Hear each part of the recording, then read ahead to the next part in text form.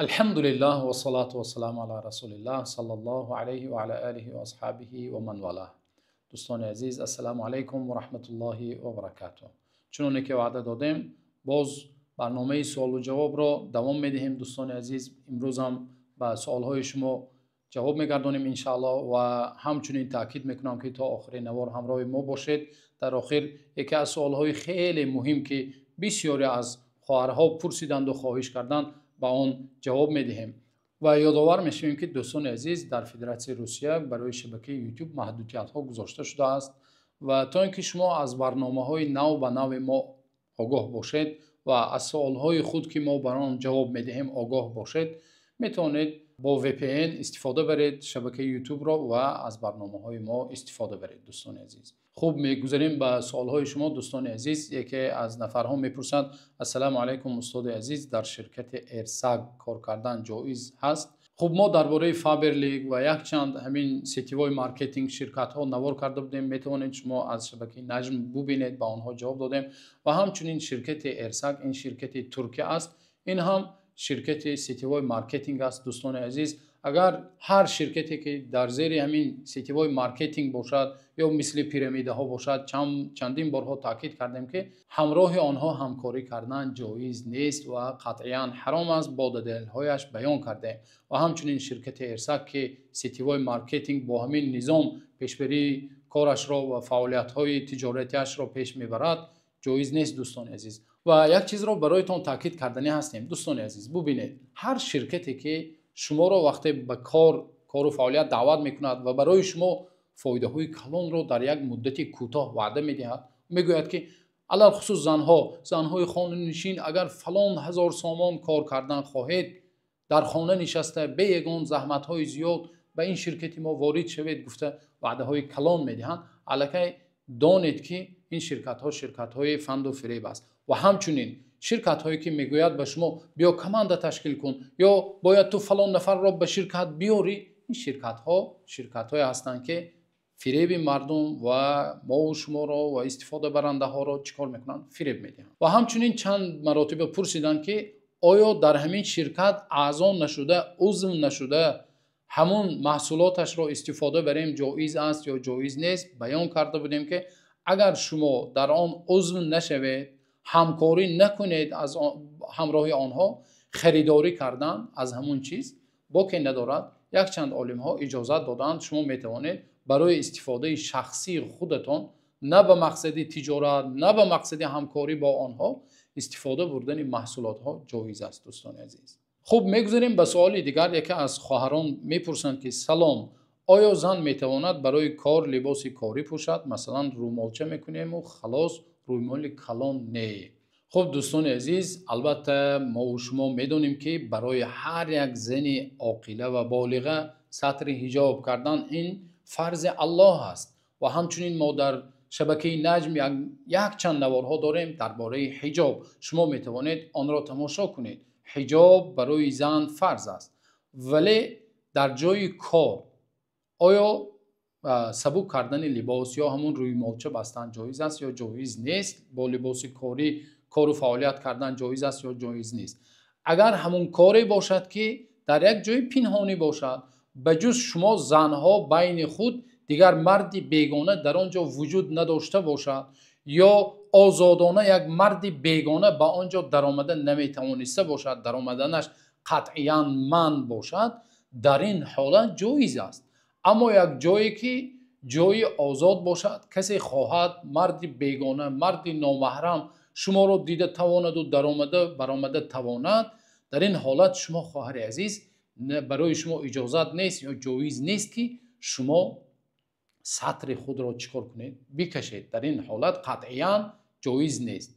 همچنین برای آنهایی که نفرهای دخلدار، آنهایی که امروز میخواهند زنهای ما، زنهای مسلمه، زنهای به ایمان، زنهای پاک دامن را امروز سطرشان را بکشند، یا آن نفرهایی که کارفرما هستند، برای آنها میگویم که از الله بترسید. زنهای ما را امروز، خواهرهای ما، خواهرهای به ایمان پاک دامن به حجاب را به حجاب آنها کاردار نشوید. آن نفرانی که کارفرما هستید، کوشش کنید برای همین خواهرهای به ایمان، خواهرهای پاک دامن عفیفه، شما کوشش کنید یک فضا، یک جای کار آماده سازید که آنها از همین ناگواری ها، از همین چیزهایی که ایمان آنها را خلالدار میکند، ضد عقیده آنها، ضد شرع ما و شما، شریعت ما و شما است، الله تعالی انشاءالله که شما وقتی این چیز را آماده میسازید، آنهایی که کارفرما هستید، تاجر هستید یا کارخانه ها دارید، وقتی این چیز را آماده میکنید، الله سبحانه و تعالی یک چند مراتبه برای شما برکات میدهد، به کار شما، به مال شما. انشاءالله با همین نیت، با همین کوشش شما، انشاءالله الله برکاتش را، درهای رحمتش را برای شما میگشاید.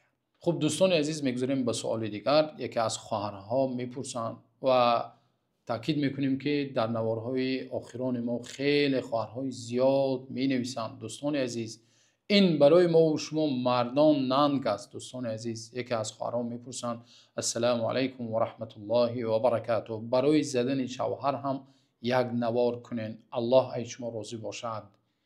و علیکم السلام میگوییم. البته ما پیش از برنامه، در آغاز برنامه سلام میدهیم، سلام عمومی، و به هر یکی شما سلام گرداندن این ضایع وقت است. دوستان عزیز، مردان باننگ و باناموس و به ایمان مسلمان تاجیک، برای شما گفتنیم که از الله بترسید. در زبان عربی یک ضرب المثل هست، میگویند لا یکرم المرأة الا کریم ولا یهینهن الا لئیم. البته بعضی نفرها این را حدیث گفتند، ولی این حدیث نیست. اهل حدیث، محدثان این را گفتند، این حدیث رسول الله صلی الله علیه وسلم نیست، ضرب المثل است. معنایش خیلی معنای وزنین است که در آن گفته شده است زن را اکرام و احترام و قدرش را بلند نمی بدارد مگر انسانی که خودش انسان عالی مقام است، انسانی است که در قدر و قیمت بلند است. انسانی بلند زن را چیکار میکنه؟ زن را عزت و احترام و قدردانی میکنه. ولا یهینهن، و اهانت نمی کند زنان را مگر انسان لئیم، انسان پست، انسان پست صفت، پست خلق، انسان پست چیکار میکنند؟ زن را اهانت میکنند، زن را خوار و ذلیل میکنند، یا اجازت میدهد که زن نعوذ بالله خوار و ذلیل شود. بنابراین پیامبر صلی الله علیه و سلم در حدیث صحیح، در حدیث مبارک خود چی گفتند؟ لا تضربوا اماء الله. گفتند ای اهل ایمان، شما هرگز بندگان الله را، زنان را نزنید، بالای آنها دست نبردارید. گفتند رسول الله صلی الله علیه و سلم. حتی زمانی شد که در مدینه خیلی زنها به جرأت شدند بالای شوهراشون، شوهراشون مجبور شدند. حضرت عمر رضی الله عنه به نزد رسول الله صلی الله علیه و سلم از نام مردان نماینده شده، به نزد رسول الله صلی الله علیه و سلم اومدن گفتن یا رسول الله ان النساء ذعرن، این زنها گفتن خیلی جرأت پیدا کردن، شما ما را از زدن منع کردید، زنها خیلی جرأت پیدا کردن. پیامبر صلی الله علیه و سلم فاذن، پس پیامبر صلی الله علیه و سلم با یک زدنی که زدن غیر مبرح میگویند، یک زدنی که جراحت نمیکنند، زن را اهانت نمیکنند، پیامبر صلی الله علیه و سلم رسول الله اجازت دادند. وقتی رسول الله صلی الله علیه و سلم اجازت دادند، البته مردانی بودند که باز از همین اجازت رسول الله صلی الله علیه و سلم، اما این زدنی بود که یک زدنی برای آداب دادن، برای تنبیه دادن، چنانه که روایت شده است از خود رسول الله صلی الله علیه و سلم. پیامبر صلی الله علیه و سلم گاه برای تنبیه دادن با مسواک، تصور کنید یک مسواک چقدر یک چوبکی میده‌چه است، با همون مسواک چیکار میکردن؟ در دست بعضی وقتها تنبیه میدادن. همین خیلی به مانند همین رسول الله صلی الله علیه و سلم اجازت دادن، اما بعضی مردها خطا فهمیدند یا سوء استفاده بردند که رسول الله صلی الله علیه و سلم پگاهش گفتند که امشب به خانه من زنهای زیاد طواف کردند، یعنی آمده از شوهراشون، از زدن شوهراشون شکایت کردند. در یک روایت آمده است که 70 نفر زنهای اهل مدینه به نزد رسول الله صلی الله علیه و سلم همون شب چیکار کردن؟ شکایت کردن از زدنی که از زدن شوهراشون. پیامبر صلی الله علیه و سلم گفتند اولئک لیس بخیارکم، آنهایی که زدند و همسراشون را مجبور کردند تا اینکه به نزد من آمده شکایت کنند، آنها انسانهای بهترین از بین شما نیستند. در آنها خیر وجود ندارد. گفتند نفری که همسرش را میزند و لط و کوب میکند، در آن خیر وجود ندارد، در آن مردانگی در آن وجود ندارد. برادران عزیز، بنابراین رسول الله صلی الله علیه و سلم چی گفتند؟ خیرکم خیرکم لاهله و انا خیارکم لاهله. پیامبر صلی الله علیه و سلم گفتند بهترین شما همان نفری که با همسرش، با زنش مهربان است، با نیکی معامله میکنه. و من گفتن از همه بهترین از بین بشریت با همسرانم چیکار میکنم؟ مهربان هستم. و رسول الله صلی الله علیه و سلم روایت شده است که از پیامبر صلی الله علیه و سلم ما ضرب امرأة قط ولا عبدا ولا صبیا. پیامبر صلی الله علیه و سلم هرگز به زن دست نبرداشتند و پیامبر صلی الله علیه و سلم هرگز بالای یگان غلام دست نبرداشتند و بالای یک کودک رسول الله صلی الله علیه و سلم دست نبرداشتند. الا ان یجاهد فی سبیل الله، مگر در جهاد در راه الله. رسول الله که همیشه پیش صف و پیش قدم بودن، در اول صف می ایستادند. رسول الله صلی الله علیه و سلم این است مردانگی. در راه الله، در جهاد در راه الله انسان چیکار میکنه؟ دست میبردارد. برای کی؟ برای دشمن، نه به همسر خود، نه به زوجه های مهربان خود. بنابراین پیامبر صلی الله علیه و سلم در حدیثی که امام مسلم رحمت الله علیه روایت کردند، پیامبر صلی الله علیه و سلم میگه الدنیا متاع و خیر متاعها المرأة الصالحه. این دنیا متاع است، این دنیا یک دنیای دو روزه است. گفتم بهترین متاع این دنیا چی است؟ مرأة الصالحه، زن صالحه است. خب دوستان عزیز، اکنون چنانه که در آغاز برنامه وعده دادیم، یکی از سوالهای مهم شما جواب میگردانیم و بسیاری از خواهرها خواهش کرده بودند. حتی یکی از خواهرها گفتند استاد در نوار دیگریتون خواهش کرده بودند درباره همین موضوع صحبت کنید، درباره مردانی که دو زن میگیرند اما عدالت نمیکنند. یکی از همون زنها که گفت است السلام علیکم استاد، مردهایی که دو زنی دارند اما سخنهایی هست به زن دویمشان میگویند که مرد در حیات زندگی با زن اول نکرده است. وقتی زن اول طلب مهربانی میکند، شوهر تنها میگوید که تو در دلم هستی. استاد حکم همین مردها چه هست؟ کمی باشد نصیحت میکرد، چون من مادری 7 فرزند برایتون تولد کرده است، خیلی دلمانده زندگی شدم. یکی از آنها میگوید استاد عزیز میگوید من در یک کامنت زندگی میکنم، در مهاجرت هستم، در یک خانه نه، در یک سکسیه نه، در یک حجره یک خانه زندگی میکنم، در دیگر حجره هاش خیش و تبارها داریم، با یک چند نفرها زندگی دارم. شما تصور میکنید؟ و همسرم امروز چیکار کرده است؟ دویم زن گرفته است یا سوم زن گرفته است، شوهرش را در نظر دارم. شوهرم یعنی عدالت کجا شد؟ یعنی اول برای زن اول شرایط رو مهیا نکرده، به زن دوم سوم رفتن کجا شد؟ موافق شریعت اسلامی شریعت چی میگوید دوستان عزیز؟ ما همون شریعتی که میگوید مثنی و ثلاث و رباع فانکحوا ما طاب لكم من النساء مثنی و ثلاث و رباع. در یک آیه الله میگوید شما برای به نکاح خود یا 2 نفر یا 3 یا 4 زنها رو گرفته میتوانید. بله اجازت داد. در ادامه آیت الله حق سبحانه و تعالی دیگر آیت در ادامه در دوام همین آیت چی گفت الله حق سبحانه و تعالی؟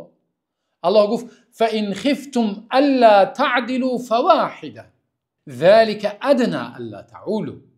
الله میگه فإن خفتم، یعنی پس اگر شما بترسید که عدالت کردن نتوانید، از عدالت کردن بترسید، یعنی در دلتان شبهه پیدا شود که پیش از گرفتن نگرفته، حالا نگرفته، در دل شما شبهه پیدا می شود یا میدانید که شما در این حالت ها شما دانسته ایستادید که عدالت نمی کنید و کرده نمی توانید. برای همسر اول شما یک شرایط مهیا نکرده، چگونه شما می توانید دویم زن گیرید؟ الله گفته ایستاده است که اگر شما در دل یک بیم پیدا کنید، یک ترس پیدا کنید که عدالت کردن نمیتونه فواحده، پس با یک زن اکتفا کنید. یک زن برایتون کفایه است. الله گفته ایستاده. یعنی شرط دوم و سوم و چهارم گرفتن این چی است؟ عدالت است دوستان عزیز. و همچنین تاکید میکنیم که عدالت شریعت این معنای برابری را ندارد دوستان عزیز. برابری این امروزه در دنیای دموکراتی و در دنیای نمیدونم چی ها هست، اما عدالت یک عدالتی هست که خیلی عدالت شریعت نازک است دوستان عزیز.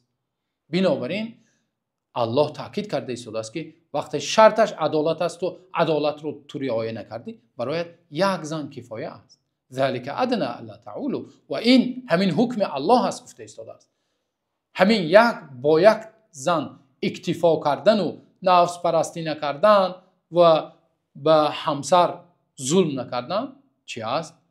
نزدیک است به تقوا و جور نکردن و ظلم نکردن. بنابراین پیامبر صلی الله علیه و سلم در حدیثی که امام ابو داود و نسائی روایت کردند، پیامبر صلی الله علیه و سلم رسول الله چی گفتند؟ من كانت له امرأتان ولم يعدل بينهما جاء يوم القيامة وشقه مائل.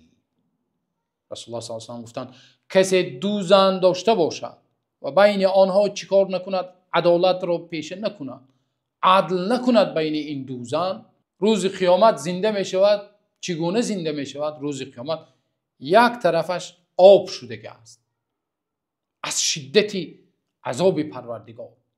شما تصور کنید در همین دنیا شما یک نفری که بیمار شده خواب رفته است و پرالیچ است، یک طرفش کار نمیکنه، یا با به همون نفر به حالتش نگاه کنید.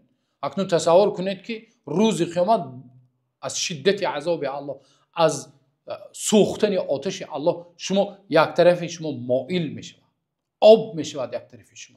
آیا شما میخواهید که روز قیامت به همین عذاب پروردگار گرفتار شوید؟ آیا شما میخواهید که به یک حرام الله دست بزنید؟